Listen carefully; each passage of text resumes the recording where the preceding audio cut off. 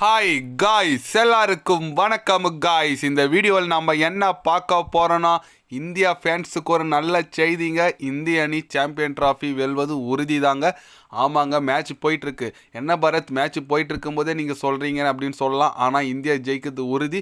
அது குறித்து தான் ஆஸ்திரேலிய அணியின் முன்னாள் நட்சத்திர வீரர்னு சொல்லுவாங்க மைக்கேல் ஹசி பார்த்தீங்கன்னா, போட்டி நடந்துட்டு இருக்கும்போதே இந்தியா கண்டிப்பாக வின் பண்ணுவாங்க, எனக்கு 100% நம்பிக்கை இருக்குதுன்னு சொல்லிட்டு ஓப்பனாக பேசியிருக்காரு. அவர் என்ன பேசினார், ஏது பேசினார் சொல்லிட்டு வீடியோவில் டீட்டெயில்டாக பார்க்கலாம். அதுக்கு முன்னே நீங்கள் நம்ம சேனலுக்கு புதுசாக வந்திருந்தீங்கன்னா ஒரு சப்ஸ்கிரைப் மட்டும் பண்ணிவிட்டு வாங்க, வீடியோக்குள்ளே போகலாம். ஆமாங்க, மைக்கேல் ஹசி என்ன சொன்னாருன்னு கேட்டிங்கன்னா, இப்போ நான் மேட்ச் பார்த்துட்டு வந்துட்டு இருக்கேன். ஆனால் என்னோட கணிப்பு பாருங்கள், கண்டிப்பாக இந்திய அணி வெற்றி பெறும். ஏன்னா அந்தளவுக்கு ஒரு தகுதியான போலிங் போட்டுட்ருக்காங்க.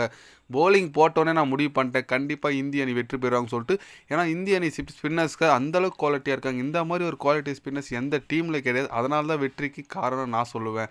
அதனால் கண்டிப்பாக இன்றைக்கி இந்தியா வெற்றி பெற்று சாம்பியன் ட்ராஃபி கோப்பையை தூக்குவாங்க அப்படின்னு சொல்லிட்டு மைக்கேல் ஹசிக்கு பார்த்தீங்கன்னா ஓப்பனாகவே ட்வீட் ஒன் போட்டாருங்க. மேட்ச் நடந்துட்டு இருக்கும்போது கரெக்டு தாங்க அவர் சொல்கிறது. இப்போ கூட மேட்ச் போயிட்டுருக்குங்க. 252 ரன் டார்கெட்டு இந்திய அணிக்கு கோப்பையே வெல்ல. ஆனால் ஓப்பனிங்கில் ரோஹித் சர்மா கில்லுன்னா அடிங்க அடிச்சுட்டு வந்துட்டுருக்காரு. ஸ்பெஷலி ரோஹித் சர்மா செம்மையாக அடி அடிச்சுட்டு வந்துட்டுருக்காரு. கண்டிப்பாக அவர் அடிக்கிறத பார்த்தா 50+ ஸ்கோர் அடிச்சுருவார் போல இருக்குது. ஏன்னா அதிரடியாக தான் ஆடிட்டு வந்துட்டுருக்காரு. கண்டிப்பாக ரோஹித் சர்மா ஆடுறதை பார்த்தா நம்ம அணி பேட்ஸ்மேனுக்கு நல்ல இதுவாக தாங்க இருக்காங்க. எப்படி சொல்கிறது, நல்ல ஒரு டச்சில் இருக்காங்க, வெற்றி பெற்றுருவாங்க போல இருக்கு. ஆனால் போலிங் சொல்லியே அவனுங்க வருண் சக்கரவர்த்தி நம்ம தலைவர் செமையான ஒரு சூப்பராக போட்டாருங்க.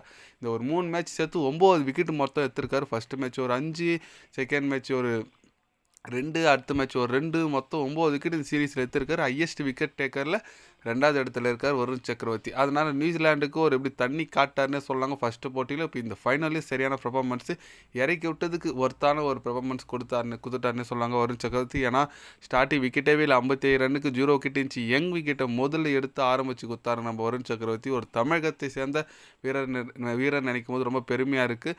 நிறைய பேர் என்ன சொல்கிறீங்க, மேட்ச் முடிஞ்சோட ஜடேஜா ரிட்டையர்மெண்ட் ஆகிடுவார், ரோஹித் சர்மா ரிட்டையர்மெண்ட் ஆகிடுவார்னு சொல்லிட்டு நிறைய பேர் பேசிட்டு வந்துட்டு இருக்கீங்க.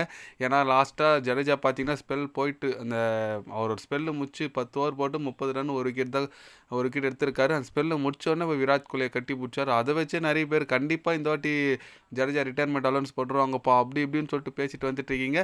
பட் பொறுத்திருந்து பார்க்கலாங்க, எதுவும் ஒன்றும் நடக்கலை. வேணால் மேட்ச் போயிட்டுருக்கு. கண்டிப்பாக இந்திய அணி கிட்டத்தட்ட ஒரு 80% வின் பண்ணுற ஸ்டேஜில் தான் இருக்குது.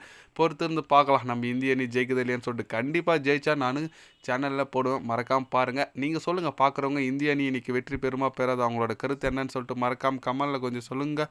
இது போன்ற ஸ்போர்ட்ஸ் நியூஸாக தெரிஞ்சுக்கணுன்னா சேனலை சப்ஸ்கிரைப் லைக் ஒன்று பண்ணிக்கோங்க. கண்டிப்பாக கிரிக்கெட் பற்றி day by day channel update வரும். மறக்காமல் சப்ஸ்கிரைப் மட்டும் கொஞ்சம் பண்ணி வச்சுக்கோங்க. நன்றி, வணக்கம்.